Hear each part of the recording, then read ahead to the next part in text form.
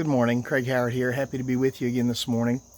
Um, did you ever think about how much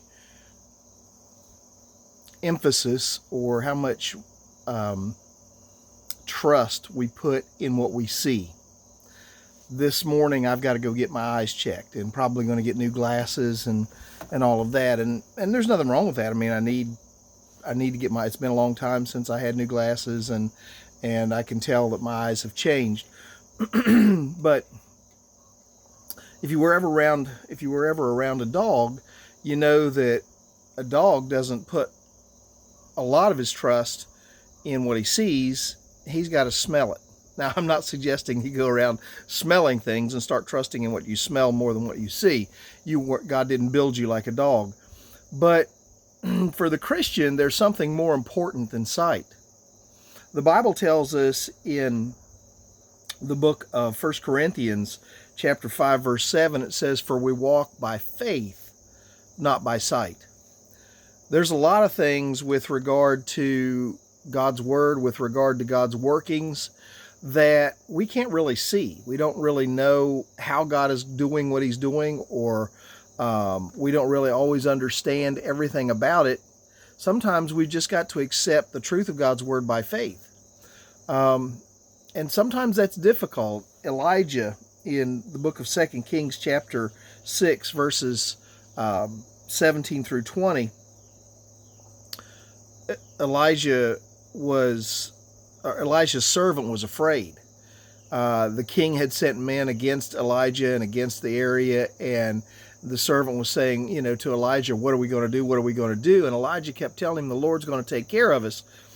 And the servant just couldn't believe, just couldn't trust that the Lord was going to be able to take care of them with all of these soldiers there. And so finally, in verse 17, it says, Elijah prayed and said, "O Lord, please open his eyes that he may see." So the Lord opened the eyes of the young man, and he saw, and behold, the mountain was full of horses and chariots of fire all around Elisha. And when the Syrians came down against him, Elijah prayed, and the Lord said, "Please strike this people with blindness." So he struck them with blindness in accordance with the prayer of Elisha. And Elisha said to them, "This is not the way, this is not the city. Follow me, and I will bring you to the man whom you seek."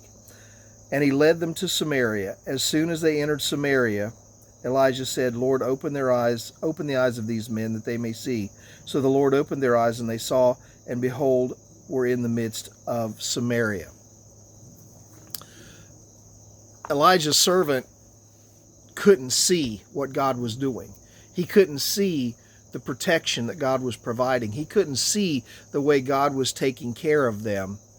And so he was all worried. He was all worked up. He was all lathered up, so to speak. We'd say about a horse. Was all worried because he couldn't trust God. He couldn't exercise his faith enough to say, "I don't understand what's going on, but I'm trusting that God's going to take care of things." It's a hard thing for all of us to do. We get in situations, this last year and a half has been very difficult for a lot of people, and it's been hard to know what the right thing to do is, and it's been hard to be able to look towards tomorrow because tomorrow was so filled with uncertainty. But I love what the songwriter said. You've heard me use this before. "I know who holds tomorrow, and I know he holds my hand." Sometimes we've just got to say, "Lord, I don't know what you have planned. I don't know where you want to take this or where you want this to go. But Lord, I'm trusting you. I'm putting my trust in you. I'm believing you that you know what you're doing, and you're going to take care of things." That's sometimes very hard to do, but when we can get to the place where we can do it, we can find enormous blessing in our lives. Elijah, he knew that God was taking care of him, but just for the sake of his servant, he said, "Okay, Lord, open his eyes so he can see that we're okay, that we're going to be taken care of." Maybe today you're going through some difficulties, some rough times. You're not sure what tomorrow is going to hold. You're not sure what to do. put it in God's hands. Doesn't mean it's going to be an easy outcome. Doesn't mean, just because we put things in God's hands and just because we trust Him doesn't mean that bad things are never going to happen. But it means that God's going to walk through them with us, and that in the end we'll come out the other side a whole lot better off. So today, I'm trusting God will take care of my eyes and my knees. It appears my left knee has gone bad, and I'm having more trouble with it than I had with my right knee. Yesterday I was up at camp, and I had to install a door at camp in the rec hall. One of the doors had been broken during youth camp, and so I had to go up and put new doors in, and it was a long process for a lot of reasons. So my legs were really, really tired last night when I got home. But, I've come through the night, and today I feel better, and, we just move forward. I know who holds tomorrow. I know He holds my hand. I don't need Him to show me the chariots all around me. I know that God's got me, and I'm trusting Him. I hope you know the same thing. Hope you have a great day today.